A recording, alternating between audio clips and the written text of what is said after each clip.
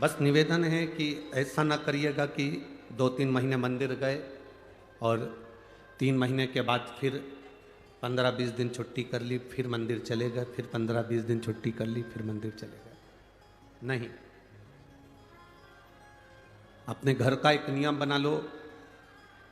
आप मंदिर नहीं जा पा रहे हो तो आपके बच्चे को मंदिर भेजिए। वो नहीं जा पा रहा तो अपने पति मंदिर जाएं, एक लोटा जल चढ़ा कर आएं। एक नियम बनाओ।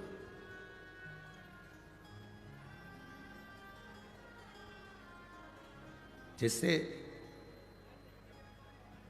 घर के दरवाजे में थोड़ी सी सरंग हो जाती है, घर का दरवाजा थोड़ा सा खुला रह जाता है, घर के दरवाजे में कोई जगह रह जाती है, घर के अंदर कोई खिड़की में कोई सरंग रह गई, कोई जगह रह गई, तो उसमें से चूहा अंदर घुस जाता है। बोलो सही है कि गलत है? बोलो बोलो, जम के बोलो। छिपकली अंदर घुस जाती है, छछूंदर अंदर घुस जाती है।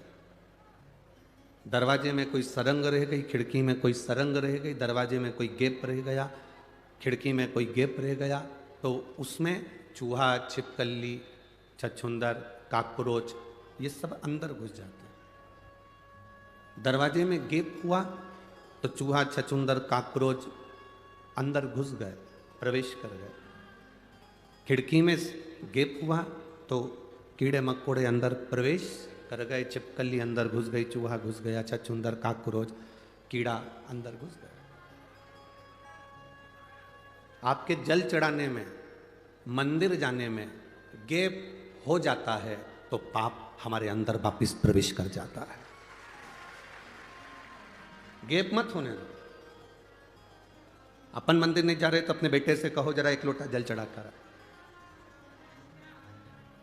आप भगवान के दरवाजे तक नहीं जा पा रहे तो परिवार का कोई व्यक्ति मंदिर तक जाए, शिव जी को एक लोटा जल चढ़ा कर। गैप ना करिए। सरंग रह जाएगी, खुला रह जाएगा, छोटा सा गैप हो जाएगा तो उसमें से पाप भी हमारे अंदर प्रवेश कर सकता। पाप को प्रवेश का मौका मत दो कि पाप हमारे अंदर प्रवेश करे।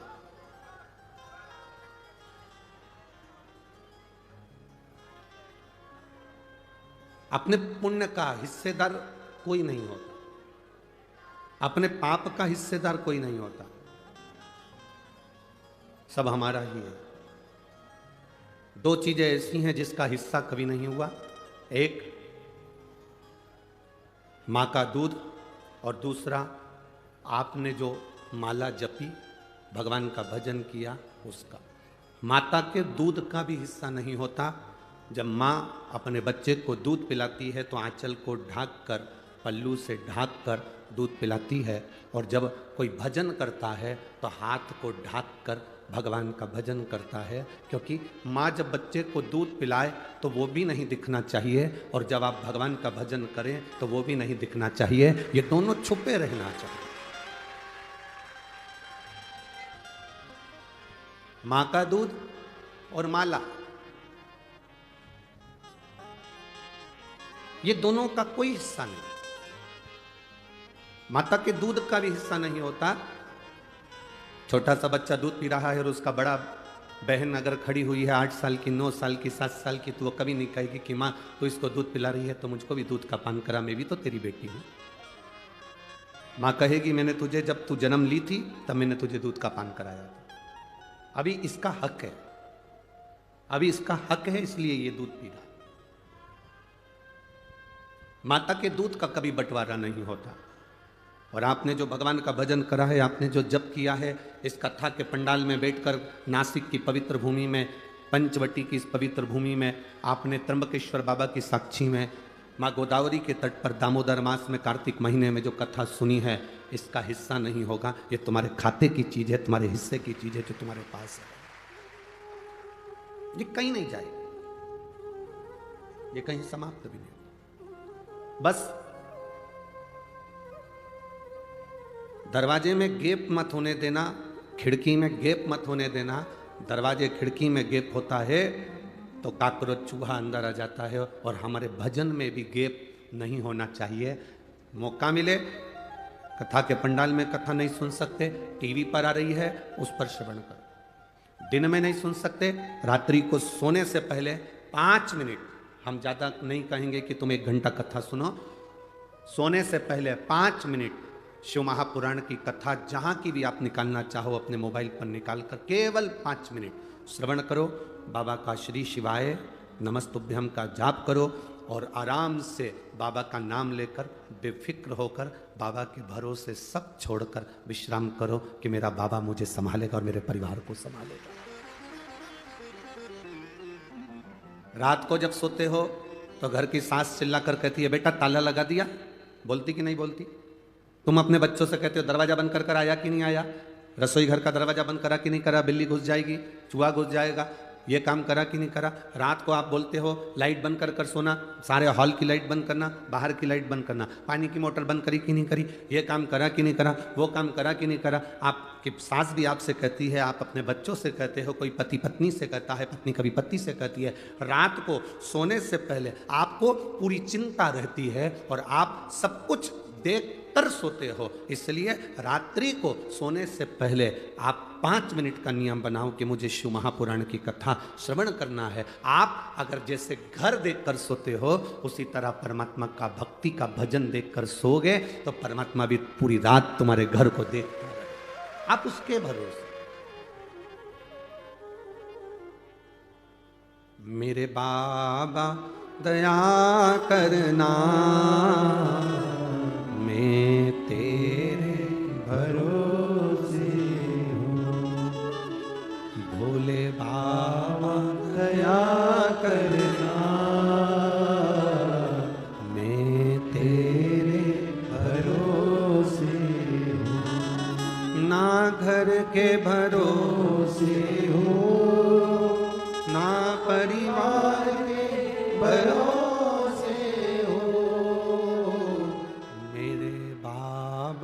दया करना। एक मिनट, मैं तेरे भरोसे हूँ, मेरे बाबा दया करना, मैं तेरे भरोसे, ना इनके भरोसे हूँ, ना उनके भरोसे हूँ, ना इनके भरोसे हूँ, ना उनके भरोसे हूँ, मेरे बाबा दया करना,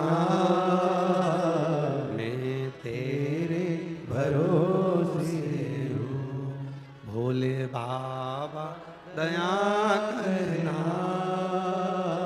मैं तेरे भरोसे। हम उसके भरोसे सोएं, हम उसके भरोसे जागें, हम उसके भरोसे रहें, तो जब हम उसके सहारे हो जाते हैं तो चिंता नहीं रहती। छोटा बच्चा देखा है, आपकी गोदी में एक बच्चे को लेना, ऐसा उचकाना, रोएगा कि हंसेगा? जम के तो बोलो, हंसेगा। क्यों? उसको मालूम है बड़ी बड़ी कुर्सियों पर, बड़ी बड़ी टेबल पर, पलंग पर बच्चा चढ़ता है। कब चढ़ता है? जब उसकी मम्मी, जब उसके पापा, जब उसकी माँ, जब उसके पिता उसके पास होते हैं, चढ़ता है, कूदता है। उसको मालूम है अगर मैं गिरूंगा तो मेरी माँ मुझे संभाल लेगी, मेरे पिता मुझे संभाल लेंगे। एक हवाई जहाज जा रहा था और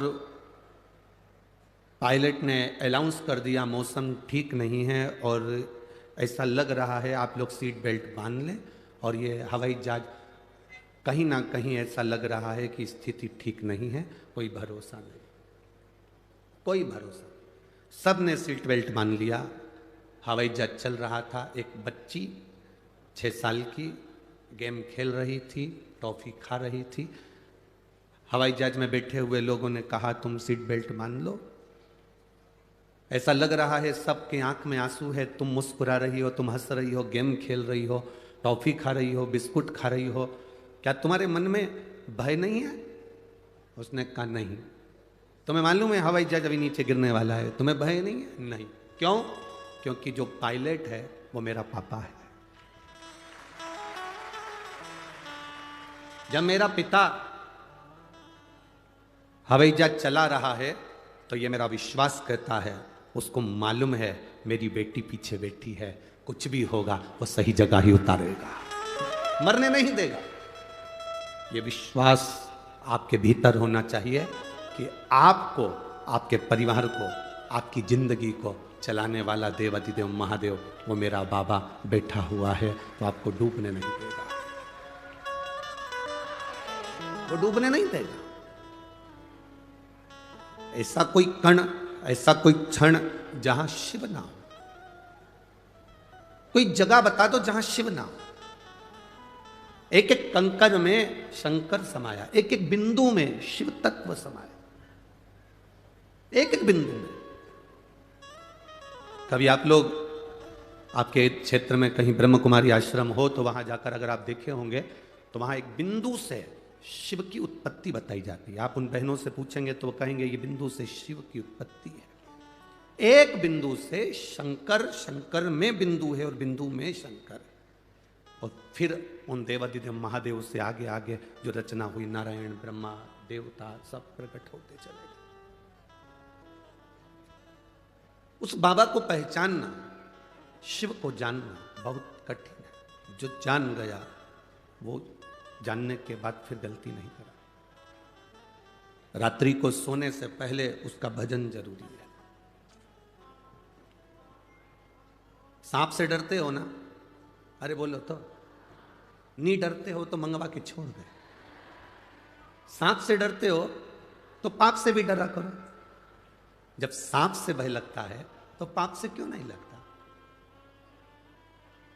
हम किसी को अपशब्द कह रहे हैं, ताने दे रहे हैं, गाली दे रहे हैं, आड़ा टेढ़ा कर रहे हैं, ये श्रेष्ठता नहीं।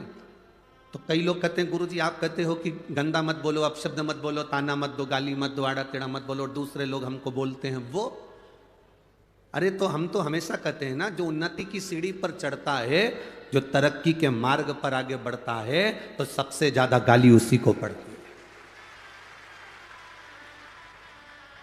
दूसरे नहीं बकेंगे।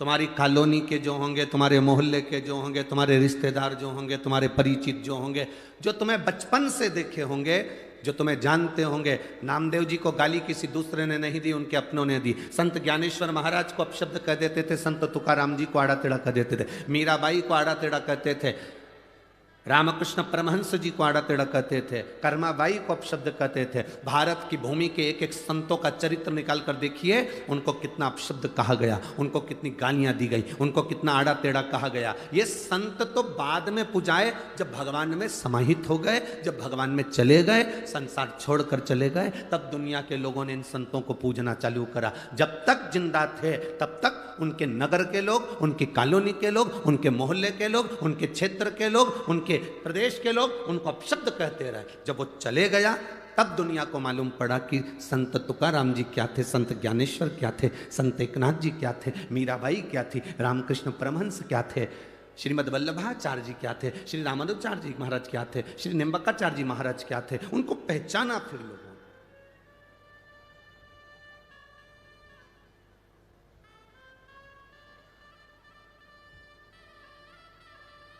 चर्चा किसकी होती है? जो मर गया उसकी कभी चर्चा होती है क्या? अरे जम के तो बोलो। जो जिंदा है, जिसकी हस्ती है, जिसको लोग जानते हैं, उसी की चर्चा होती है। जिसकी हस्ती ही नहीं, जिसको लोग पहचानते ही नहीं, लोग उसको कुछ नहीं कहते।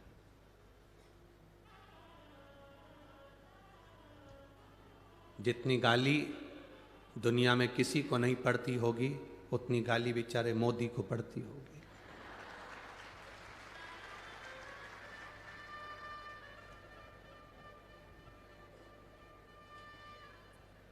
सारे विपक्ष शब्द अपशब्द कहते रहते हैं। तुम्हें तो जरा सी कोई गाली दे दे तो तुम मुंह फुला के बैठ जाओ, उसके बाद भी उसके चेहरे पर सल नहीं आता, प्रसन्नता में अपना कार्य कर कर आगे बढ़ता जाता है। प्रसन्नता में कार्य कर कर आगे बढ़ते जाता। मुड़कर मत देखो कौन ने गाली दी है, कौन ने अपशब्द कहा, कौन ने ताना दिया, किसने क्या कहा। आप अपना कर्म करिए। अरे मत बुरे कर्म कर बंदे, वरना पछताएगा। भगवान की आंखों से तू बच नहीं पाएगा, तू बच नहीं पाएगा। अरे ओ अज्ञानी मत कर नादानी, अरे ओ अज्ञानी मत कर नादानी।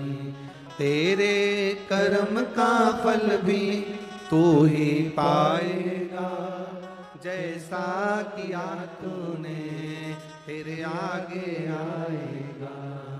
मत बुरे कर्म कर बंदे, वरना पछताएगा। भगवान की आंखों से तू बच नहीं पाएगा, तू बच नहीं पाएगा।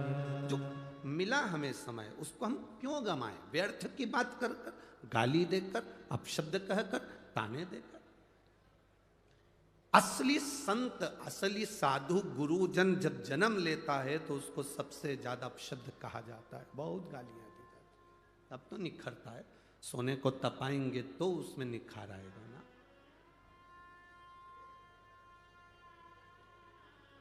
जब तक निखारेंगे नहीं तब तक उसका रस तत्व प्राप्त नहीं होगा। मीराबाई जहां रहती थी, आसपास के लोग मीरा को गालियां दिया करते थे, अपशब्द कहते थे। कर्मा जहां रहती थी वहां लोग उनको अपशब्द कहते थे। जो आता था वह हंसी उड़ा कर, ताना देकर, उनके परिचित भी उनको अपशब्द कह देते थे। बाद में चले गए जब उनके महत्व को जाना कि मीरा, कर्मा, नरसिंह मेहता, नामदेव, ध्रुव, प्रहलाद क्या थे। प्रहलाद को अपशब्द कहे, ध्रुव जी को अपशब्द कहे।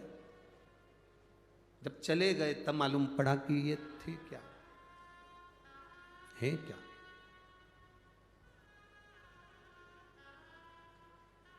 जीते जी पहचानना कठिन है। सास जिंदा है, उसका मन कर रहा है कि मुझे खीर बना के खिला दे। बहू से 4 बार बोल चुकी, खीर नहीं खिलाई। सास निपटी, खीर बनी। सास गई, खीर तैयार। अब सास को नहीं, उसका फोटो जो लगा हुआ है स्माइल देता हुआ, बस वो कंडा जलाकर, गाय की गोबरी जलाकर, उसको जलाने के बाद थोड़ी सी पूड़ी और खीर उसमें छोड़कर फिर प्रणाम। सास फोटो में विचार कर रही, मैं कहते कहते मर गई तो नहीं खिलाया। मरने के बाद पूड़ी और खीर को मिला के फोटो में चिपकाया। सास बिचारी सिर पे पल्लू डाली, फोटो में ऐसी कैसी मुस्कुराती रही, पूड़ी चिपकी रही। पूरे साल श्राद्ध आई तब पूड़ी और खीर निकली, अगले साल की फिर चिपकी।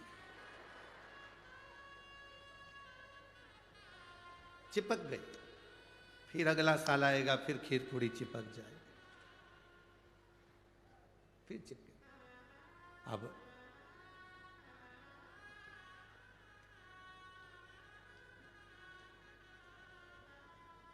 हमारा तो केवल इतना सा निवेदन है, जब तुम्हारे बच्चे दुकान पकड़ ले, जब तुम्हारी बहू रसोई घर पकड़ ले, तुम्हारे बच्चे अच्छे से दुकान चलाने लगे, काम करने लगे, तुम्हारी बहू अच्छे से रसोई घर में भोजन बनाने लगे, घर संभालने लगे, जब तुम्हारे बच्चे दुकान पकड़ लें, तुम्हारी बहुएं तुम्हारा घर रसोई घर पकड़ लें, तब तुम हाथ में पानी का लोटा पकड़ लो और माला पकड़ लो।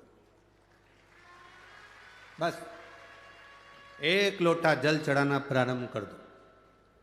नी पकड़ोगे, 2-4 कदम चलने की आदत डालो। दिन भर सोफे पर पड़े रहते हो, मोबाइल रिमोट हाथ में पड़ा रहता है, पड़े पड़े घर में शरीर में बीमारी बढ़ती चली जाती है। दूध वाला दूध देने आता है, घंटी बजाता है तो भी नौकर जाता है। कोई आया तो नौकर दरवाज़ा खोलता है, भोजन वाली, कपड़े वाली, बर्तन वाली, भांडे वाली सब आती है। तुम अकेले केवल मोबाइल और टीवी, इसके सिवाय डेंटिंग, पेंटिंग और कुछ भी। शरीर बेकार हो जाएगा, कोई काम नहीं आएगा। कम से कम 1 लोटा पानी लेकर जब तुम शंकर जी के मंदिर में चलकर जाओगी, पैदल चलकर जाओगी, तो लोग ये जान भी जाएंगे कि हमारे नगर की सेठानी कम से कम मंदिर आती है, और शरीर भी ठीक रहेगा और बाबा की शरणागति रहेगी। तुम्हारे बेटे दुकान पकड़ ले, तुम्हारी बहुएं घर पकड़ ले, रसोई घर पकड़ ले, तो तुम हाथ में 1 लोटा जल और हाथ में माला पकड़ लो। ये 2 चीज अगर नहीं पकड़ पाए तो फिर पलंग पकड़ लो। फिर डॉक्टर क्या कहेगा? पलंग पकड़ लिया, थायराइड गड़बड़ हो गया, शुगर ऊंची नीची हो रही, बीपी ऊंचा नीचा हो रहा, घुटने दुख रहे, कमर में गैप आ गया, न जाने कितनी कितनी बीमारियां मनुष्य को घेरती चली जाती है। उसका कारण इतना सा है कि तुमने सही समय पर माला नहीं पकड़ी, तुमने सही समय पर पानी का लोटा नहीं पकड़ा, तुमने सही समय पर शिव महापुराण नहीं पकड़ी, तुमने सही समय पर बाबा का नाम नहीं पकड़ा, इसलिए फिर बाद में पलंग पकड़ना पड़ा। पलंग पकड़ो, उससे पहले माला पकड़ो। पर कई लोगों की आदत रहती है, जब तक पलंग नहीं पकड़ते तब तक माला भी नहीं पकड़ते।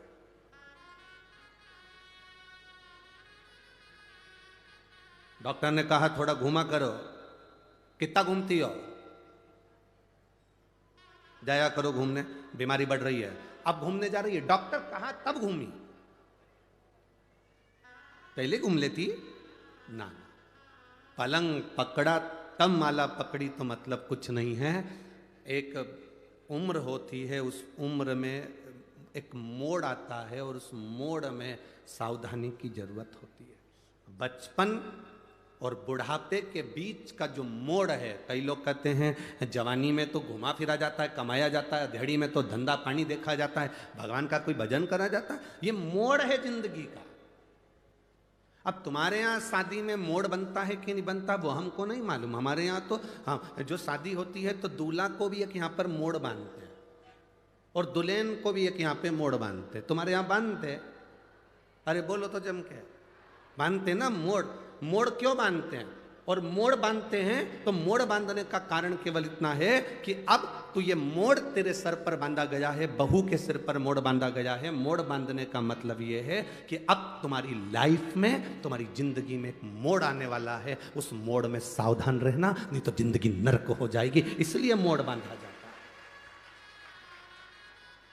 जैसे ही आप यहां से जाओ, नासिक से जाओगे, अगर आप सीहोर के लिए जाओगे तो बीच में बहुत सारे मोड़ पड़ेंगे, तो लिखा रहता है मोड़ है सावधान।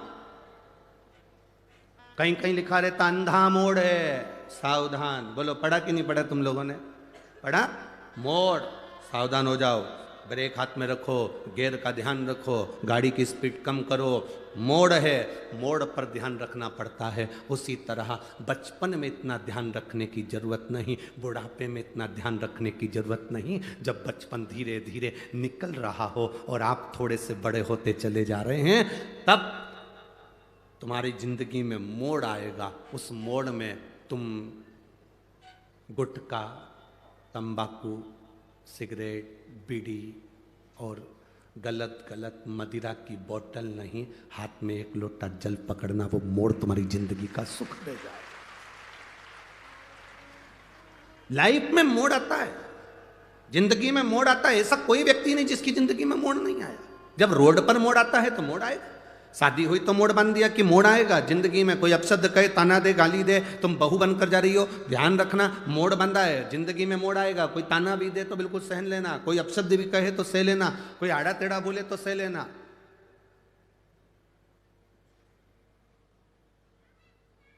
कहीं इधर उधर भटकना मती।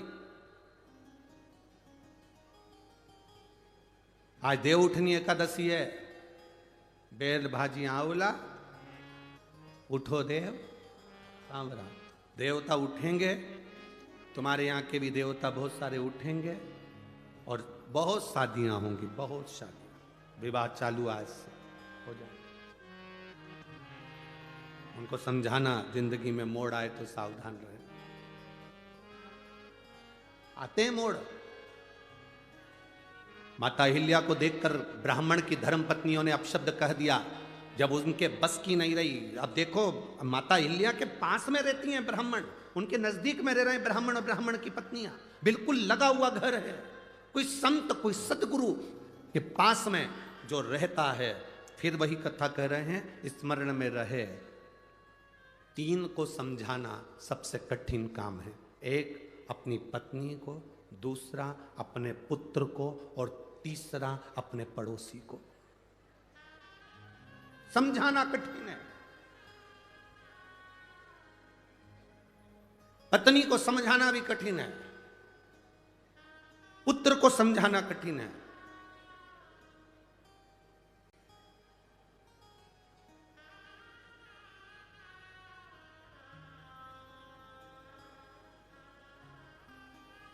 और पड़ोसी को समझाना कठिन, बहुत कठिन काम। ये पड़ोसी या रिश्तेदार नातेदार जो आसपास में रह रहे हैं, वो आपके लिए अच्छा बहुत कम मात्रा में बोलेंगे, इतना स्मरण रखना।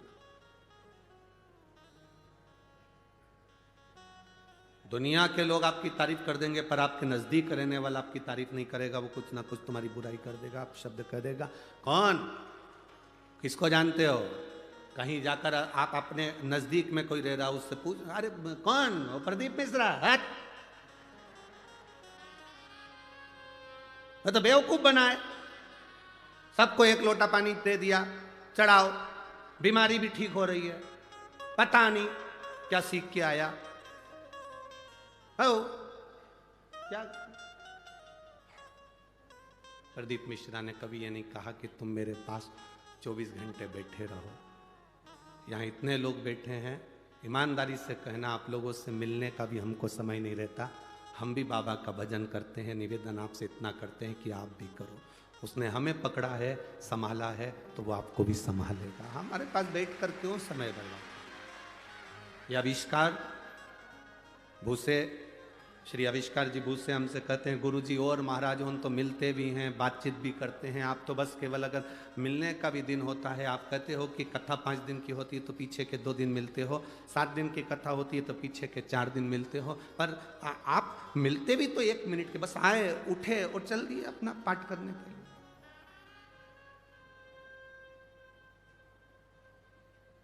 अच्छा, ईमानदारी से बोलो, तुमको हम समय देंगे,